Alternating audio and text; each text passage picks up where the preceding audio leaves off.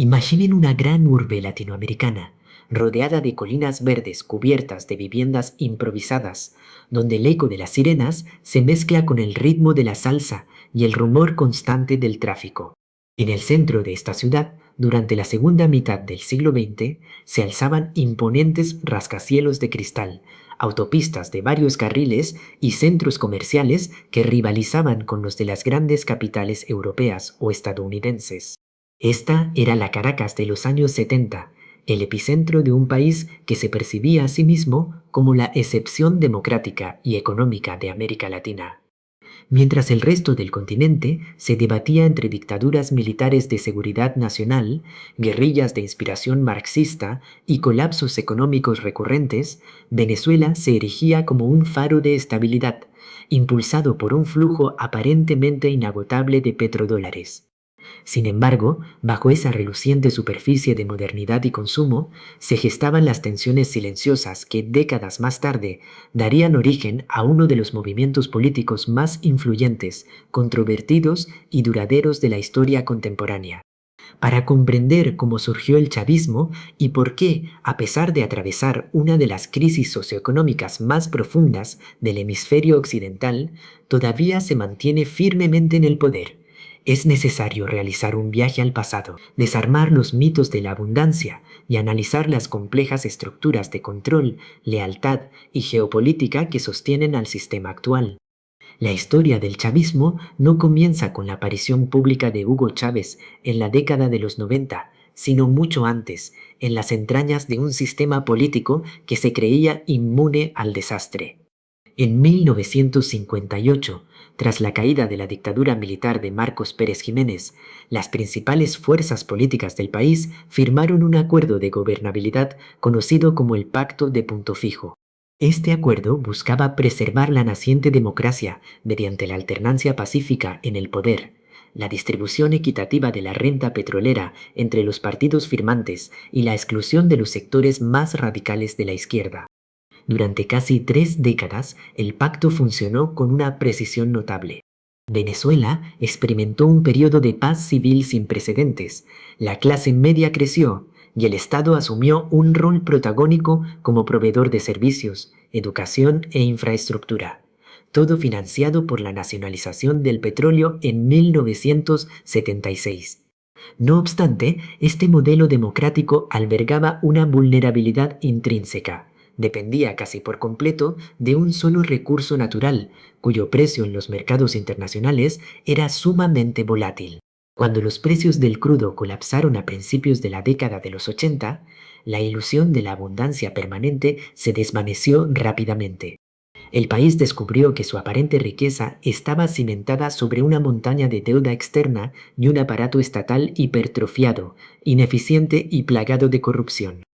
La devaluación de la moneda nacional en 1983, un episodio recordado con amargura como el Viernes Negro, marcó el fin de la era del optimismo y el inicio de un prolongado declive económico que erosionó la confianza de los ciudadanos en sus instituciones. A medida que el nivel de vida de la población se deterioraba, la desconexión entre la élite política y las grandes mayorías empobrecidas se hacía más evidente.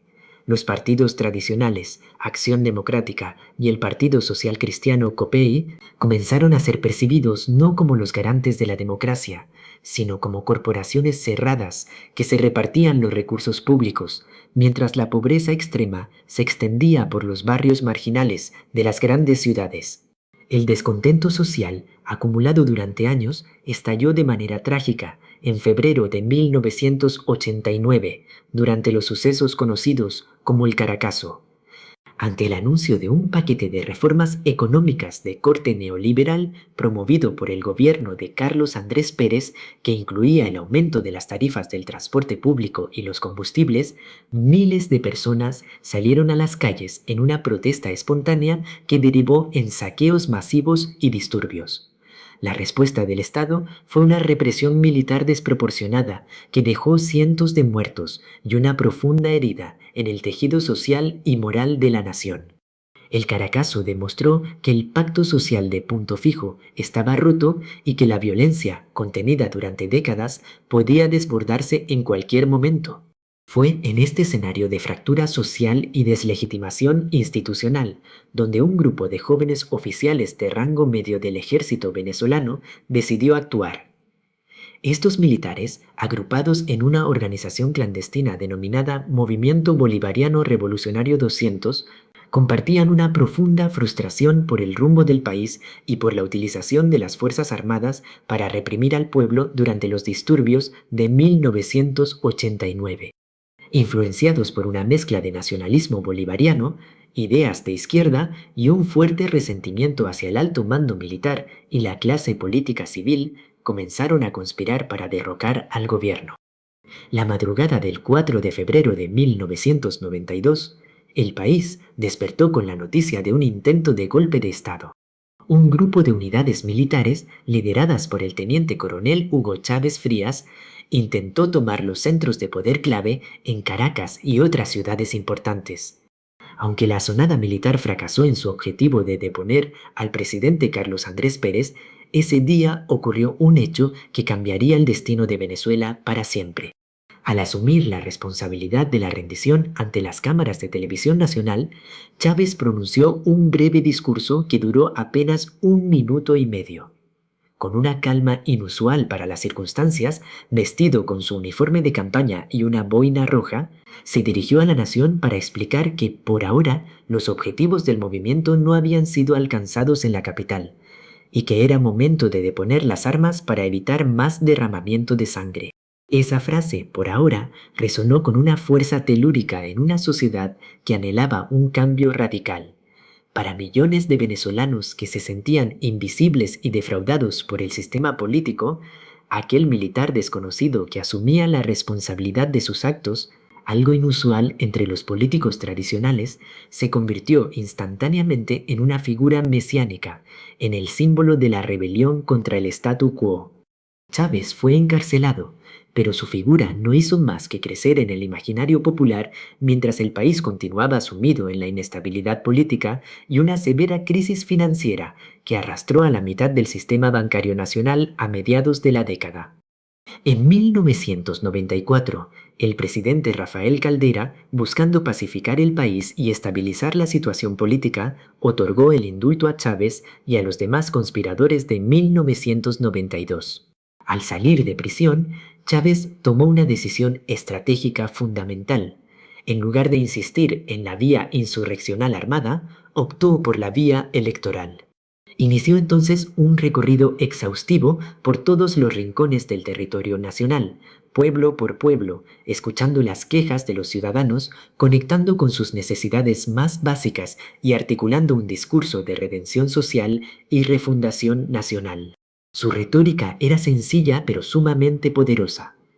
Prometía convocar una Asamblea Nacional Constituyente para disolver los poderes existentes, redactar una nueva constitución, acabar con la corrupción de la partidocracia tradicional y redistribuir la riqueza petrolera en favor de los desposeídos. La campaña presidencial de 1998 fue el reflejo de una polarización creciente. Los partidos tradicionales, incapaces de presentar una alternativa creíble o de unirse de manera efectiva, vieron cómo la candidatura de Chávez avanzaba de manera imparable en las encuestas. Con un discurso antipolítico cargado de épica nacionalista y promesas de justicia social, Hugo Chávez ganó las elecciones presidenciales de diciembre de 1998 con una amplia mayoría. Su llegada al Palacio de Miraflores marcó el inicio de una nueva era, el nacimiento formal de lo que más tarde se conocería como la Revolución Bolivariana o el chavismo. Una vez en el poder, Chávez actuó con notable rapidez para cumplir su principal promesa de campaña.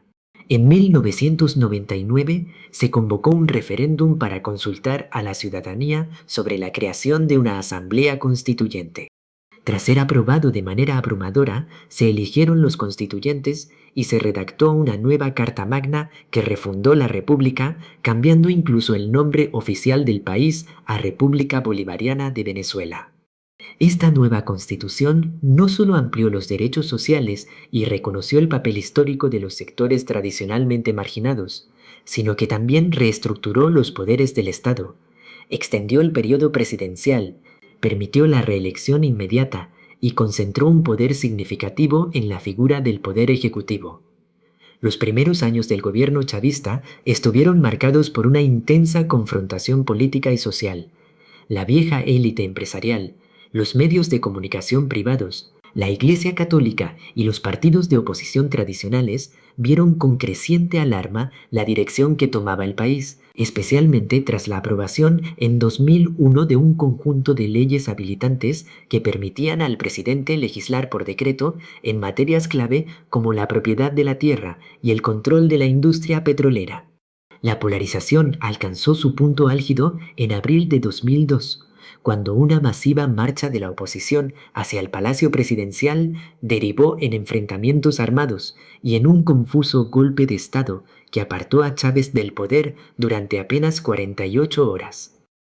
El rápido contragolpe de los sectores militares leales y la movilización popular de los habitantes de los barrios de Caracas lograron restituir al mandatario en su cargo, consolidando aún más su control sobre el aparato estatal y acelerando la depuración de las Fuerzas Armadas de cualquier elemento disidente. Pocos meses después del golpe de 2002, la oposición intentó una nueva estrategia para forzar la salida del gobierno. Un paro general que paralizó la vital industria petrolera estatal, Petróleos de Venezuela, durante casi 2 meses. El fracaso de este paro no solo debilitó severamente a la oposición, sino que le dio a Chávez la oportunidad perfecta para intervenir y reestructurar por completo la principal empresa del país. Miles de empleados técnicos y gerenciales de la petrolera estatal fueron despedidos y reemplazados por personal leal al proyecto político, transformando a la compañía en el brazo financiero directo de la revolución. A partir de ese momento, la riqueza generada por el petróleo ya no pasaría por los filtros de la burocracia técnica tradicional, sino que sería administrada directamente por la presidencia para financiar un vasto ecosistema de programas sociales, conocidos como las misiones. La consolidación del chavismo coincidió con uno de los booms petroleros más espectaculares de la historia mundial. Durante la década de 2000, el precio del barril de crudo se elevó de manera sostenida, llegando a superar los $100 por barril. Esta inyección masiva de recursos financieros sin precedentes permitió al gobierno chavista desplegar una política de gasto social de proporciones gigantescas. Las misiones sociales llevaron atención médica gratuita a las zonas más pobres mediante convenios con Cuba, facilitaron el acceso a la educación básica y universitaria para millones de personas que habían sido excluidas del sistema formal, subsidiaron la venta de alimentos básicos y crearon programas de vivienda popular. Para el ciudadano común de los sectores populares, estos programas no eran simples políticas públicas, eran la demostración tangible de que, por primera vez en sus vidas, un gobierno los ponía en el centro de sus prioridades.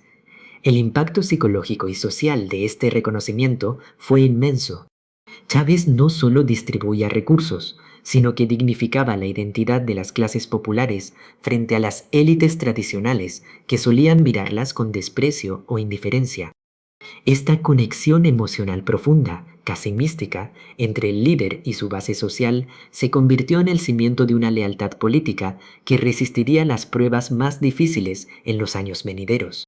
Sin embargo, detrás de la fachada de bienestar y redistribución, el modelo económico chavista sembraba las semillas de su propia destrucción. El fenomenal incremento del gasto público se financió casi exclusivamente con los ingresos petroleros, descuidando la inversión en el mantenimiento de la propia infraestructura de producción de crudo. Al mismo tiempo, el gobierno implementó un rígido control de cambio y de precios que asfixió al sector productivo privado nacional. La expropiación de cientos de empresas, fábricas, fincas agrícolas y comercios en nombre del socialismo del siglo XXI destruyó la capacidad de Venezuela para producir sus propios alimentos y bienes de consumo básico. El país se volvió extremadamente dependiente de las importaciones, financiadas con dólares preferenciales otorgados discrecionalmente por el Estado. Esta dinámica fomentó la creación de un sistema de corrupción masivo, donde el acceso a las divisas estatales se convirtió en la vía más rápida para el enriquecimiento ilícito de una nueva clase de empresarios y funcionarios públicos conocida popularmente como la boliburguesía. A pesar de las crecientes distorsiones económicas, la inflación persistente y los primeros síntomas de escasez, el carisma y la inmensa popularidad de Chávez, sumados a la debilidad de una oposición fragmentada, le permitieron ganar sucesivas contiendas electorales.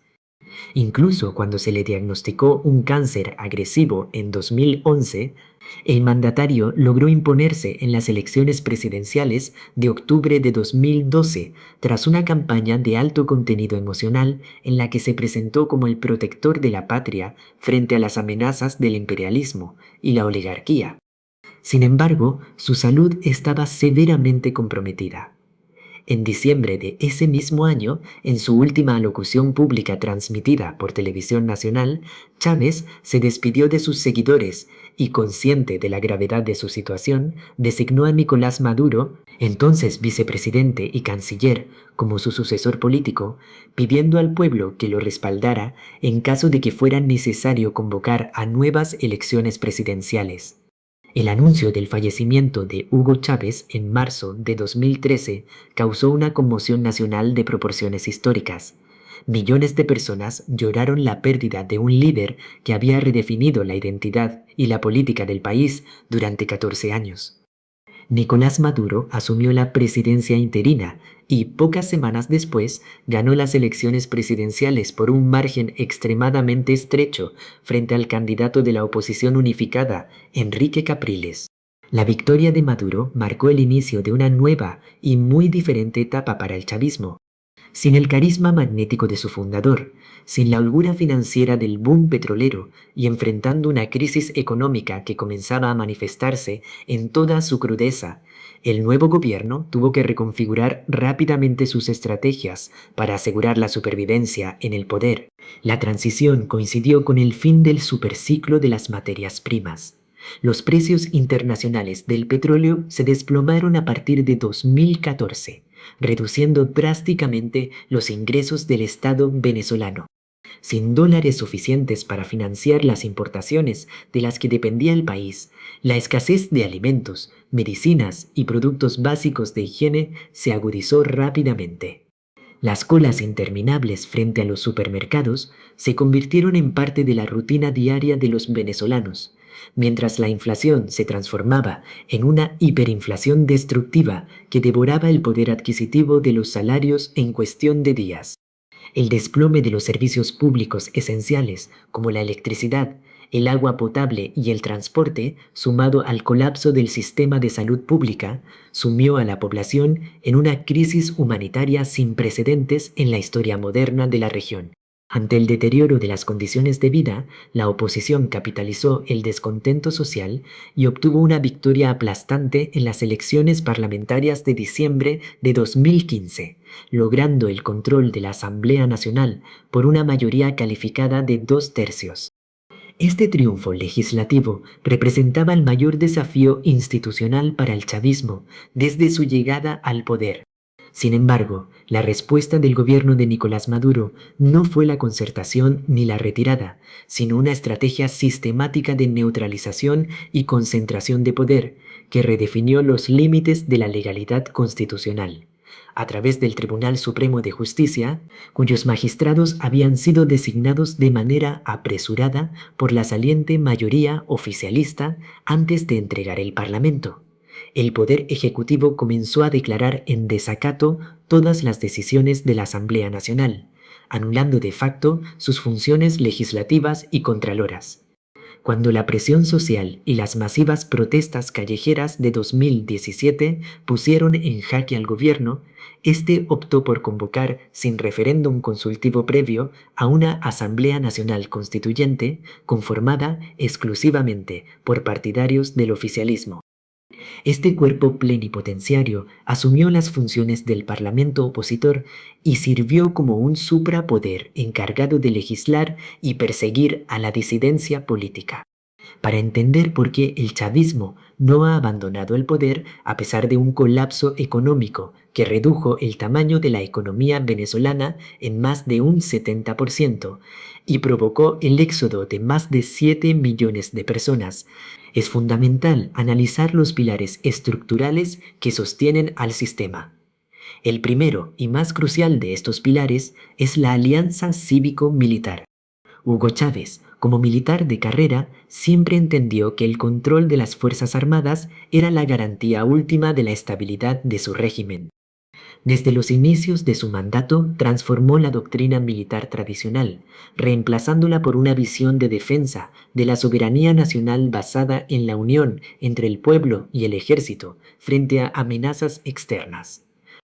Nicolás Maduro, a pesar de no provenir de las filas castrenses, profundizó esta alianza entregando a los militares un poder político y económico sin precedentes.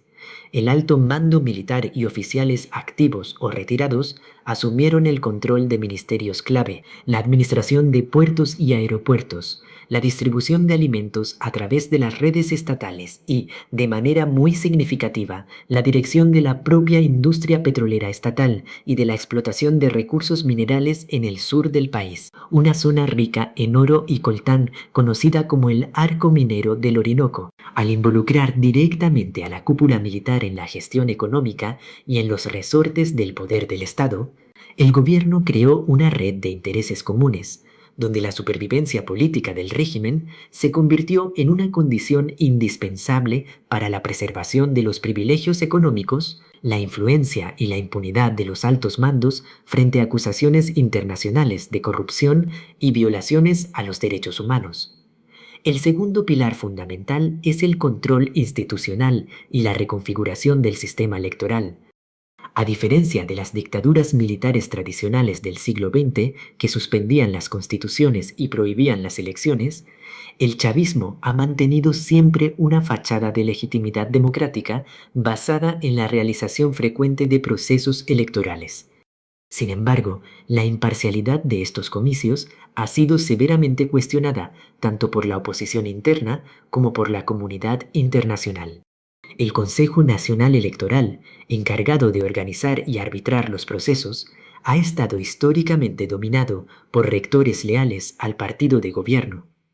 A lo largo de los años, el sistema electoral ha sido modificado para favorecer al oficialismo mediante técnicas que van desde la inhabilitación política de los líderes opositores más populares y la intervención judicial de los partidos políticos de oposición, cuyos símbolos y tarjetas electorales han sido entregados por tribunales a facciones minoritarias aliadas del gobierno, hasta el rediseño discrecional de las circunscripciones electorales y el control del acceso a los medios de comunicación. De esta manera, el gobierno ha logrado construir un sistema de competencia asimétrica donde participar en elecciones representa un dilema existencial para la oposición. Si participa, lo hace bajo reglas de juego profundamente desfavorables que casi garantizan su derrota o la validación de un proceso viciado. Si decide abstenerse como protesta, cede los espacios de poder institucional al oficialismo sin oponer resistencia. El tercer pilar es el control social y el uso de la escasez como herramienta de subordinación política.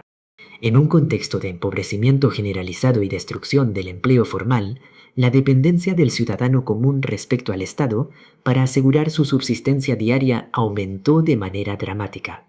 El gobierno diseñó mecanismos de asistencia directa altamente condicionados, como el sistema de los comités locales de abastecimiento y producción, conocidos como las bolsas CLAP, que distribuyen alimentos subsidiados directamente en los hogares de los sectores populares.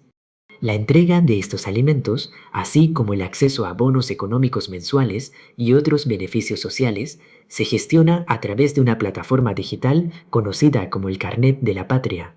Aunque el discurso oficial presenta estos programas como ayudas solidarias frente al bloqueo económico y las sanciones internacionales, diversos analistas y defensores de derechos humanos señalan que funcionan como eficaces instrumentos de control político y social, especialmente durante las campañas electorales, donde el voto o la asistencia a mítines oficialistas se vinculan de manera implícita o explícita con la continuidad de la recepción de estos beneficios de supervivencia básica. El cuarto elemento explicativo radica en las profundas debilidades, divisiones y errores estratégicos de la oposición venezolana. A lo largo de más de 2 décadas, la coalición opositora ha sido un archipiélago de partidos y liderazgos con visiones ideológicas divergentes, unidos únicamente por el objetivo común de desplazar al chavismo del poder. Esta heterogeneidad ha dificultado la construcción de una estrategia coherente y de largo plazo. La oposición se ha debatido constantemente entre dos rutas incompatibles: la vía electoral y constitucional y la vía de la presión de calle, la insurrección o la búsqueda de una intervención exterior. El fracaso de los ciclos de protestas masivas en 2014, 2017 y 2019 generó una profunda frustración y fatiga en la ciudadanía, debilitando la capacidad de movilización popular. La estrategia del gobierno interino liderado por Juan Guaidó en 2019, que contó con el reconocimiento de más de 50 países encabezados por Estados Unidos, buscó asfixiar económicamente al gobierno de Maduro mediante sanciones financieras e individuales para forzar una fractura militar. Sin embargo, esta estrategia subestimó la resiliencia del aparato de seguridad del Estado y la cohesión de la élite gobernante, que cerró filas ante la amenaza común. Con el tiempo, la figura del gobierno interino se desgastó de manera irreversible, sembrando la desunión y el reproche mutuo entre los partidos opositores, lo que permitió al gobierno de Maduro recuperar la iniciativa política y presentarse como el único actor real con control territorial e institucional sobre el país. El quinto pilar que explica la permanencia del chavismo en el poder es el soporte geopolítico internacional. En un mundo crecientemente multipolar, Venezuela ha logrado tejer una red de alianzas estratégicas con potencias globales y regionales que compiten con la influencia de Estados Unidos y la Unión Europea. Países como Rusia, China, Cuba, Irán y Turquía han brindado un apoyo vital al gobierno venezolano en momentos de extremo aislamiento diplomático y asfixia financiera. China ha sido un acreedor financiero fundamental, otorgando miles de millones de dólares en préstamos a cambio de suministros de petróleo a largo plazo, además de proveer tecnología de telecomunicaciones que facilita el control social y la vigilancia digital. Rusia ha aportado cooperación militar, armamento avanzado, asesoramiento técnico y asistencia financiera para evadir las sanciones petroleras estadounidenses a través de sus propias corporaciones estatales. Cuba ha mantenido una presencia discreta pero sumamente influyente en las áreas de seguridad, inteligencia militar y servicios de salud, ayudando a detectar y neutralizar conspiraciones internas dentro de las Fuerzas Armadas venezolanas. Por su parte, Irán ha colaborado en la provisión de combustible, diluyentes para procesar el crudo extrapesado venezolano y asistencia técnica para reactivar las deterioradas refinerías del país. Esta red de alianzas externas no solo diluye el impacto de las sanciones económicas internacionales, sino que otorga al gobierno chavista un escudo diplomático en el Consejo de Seguridad de las Naciones Unidas, dificultando cualquier acción multilateral de presión efectiva. Asimismo, es imperativo analizar la notable capacidad de adaptación económica que ha demostrado el gobierno de Nicolás Maduro en los últimos años. Ante el colapso absoluto del modelo de controles estatales rígidos y la caída de la producción petrolera, el Ejecutivo implementó de manera informal una serie de reformas de corte pragmático que contradicen la retórica socialista de los primeros años de la revolución. Se desmantelaron de facto los controles de precios y de cambio, permitiendo la libre circulación del dólar estadounidense como moneda de transacción cotidiana en la economía nacional. Esta dolarización informal, sumada a la liberalización de las importaciones y la reducción de aranceles para bienes de consumo, provocó una aparente reactivación comercial en las principales ciudades del país, visible en la proliferación de tiendas de lujo, restaurantes y bodegones abastecidos con productos importados. Aunque esta burbuja económica beneficia únicamente a una pequeña porción de la población con acceso a divisas extranjeras, dejando a la gran mayoría de los asalariados públicos y pensionados en una situación de pobreza extrema, sirvió para aliviar la tensión social de desabastecimiento crónico que amenazaba la estabilidad del gobierno y para cooptar a sectores del empresariado privado tradicional que prefirieron la estabilidad de los negocios bajo el nuevo statu quo a la incertidumbre del conflicto político permanente. El chavismo, por tanto, no puede ser analizado simplemente como un partido político tradicional o como una dictadura militar clásica de las que abundaron en la historia latinoamericana del siglo pasado. Se trata de un sistema de gobernanza híbrido, un régimen que combina elementos autoritarios con dinámicas de participación popular controlada. Un sofisticado aparato de propaganda que apela a la identidad nacional y a la resistencia antiimperialista, y una red de distribución de recursos y privilegios que asegura la lealtad de los sectores clave para el sostenimiento del poder. La transición de la Venezuela rica y optimista del siglo XX a la Venezuela fragmentada y empobrecida del siglo XXI es uno de los procesos históricos más complejos y dolorosos de nuestro tiempo. Para quienes observan este fenómeno desde fuera, puede resultar incomprensible cómo una sociedad que experimentó los beneficios de la modernidad y la democracia pudo transitar por este camino. Sin embargo, la historia nos enseña que las instituciones democráticas son construcciones frágiles que requieren mucho más que ingresos económicos para sostenerse. Cuando un sistema político se desentiende de las demandas de equidad y justicia social de sus ciudadanos, cuando la corrupción se normaliza y las élites se aíslan en sus privilegios, se abren las puertas para la aparición de liderazgos carismáticos que prometen soluciones absolutas a problemas complejos.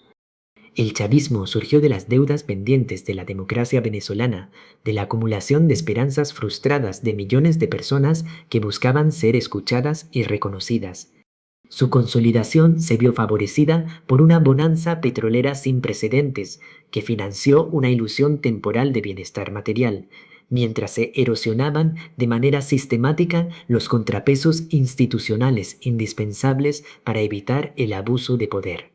Su permanencia actual, a pesar de la crisis y del sufrimiento de gran parte de la población, es el resultado de un diseño estratégico minucioso centrado en la cooptación militar, el control de las instituciones del Estado, la fragmentación de la alternativa política opositora, la instrumentalización de la asistencia social y una inserción pragmática en la geopolítica global. Al final, la experiencia venezolana invita a una reflexión profunda sobre la naturaleza del poder, la fragilidad de las sociedades modernas y la complejidad de los procesos de cambio político.